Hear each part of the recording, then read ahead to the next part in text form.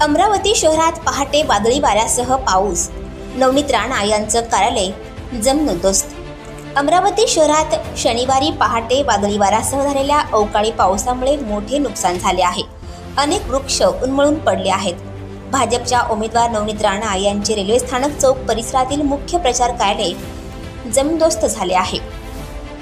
सोसाट्याच्या वाऱ्यामुळे शहरात ठिकठिकाणी लावण्यात आलेले होर्डिंग उडून गेले. झाडे उन्मळून पडल्याने वाहतूक बंद झाली. अनेक भागातील वीज पुरवठा खंडित झाला होता. विजेच्या तारा जमिनीवर लोंबकळत होत्या. शहरातील बस स्थानकाकडून रेल्वे स्टेशनकडे जाणाऱ्या मार्गावर झाडे कोसळल्याने या मार्गावरील वाहतूक बंद पडली होती. शहरातील इतरही अनेक मार्गांवर झाडाच्या फांद्या पडल्या आहेत. महापालिकेच्या कर्मचाऱ्यांनी झाडे हटवून मार्ग मोकळे करण्याचे प्रयत्न सुरू केले आहेत.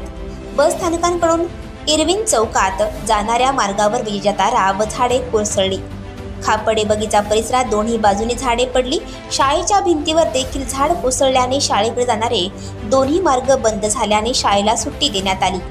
गेल्या काही दिवसात जिल्ह्यात अवकाळी पावसाने थैमान घातले असून सुमारे 53,402 हेक्टरमधील पिकांसह फळबागांचे नुकसान झाले आहे. या पावसामुळे वित्तहानी मोठ्या प्रमाणावर झाल्याचा अहवाल जिल्हा प्रशासनाने शासनाकडे पाठवला आहे. सर्वाधिक नुकसान चांदूर बाजार आणि अचलपूर तालुक्यात झाले आहे. आणखी नवनवीन व्हिडिओ पाहण्यासाठी आताच आमच्या स्टार टीव्ही 9 चॅनलला सबस्क्राईब करा, लाईक करा, शेअर करा. Bureau report, star TV 9 Amravati.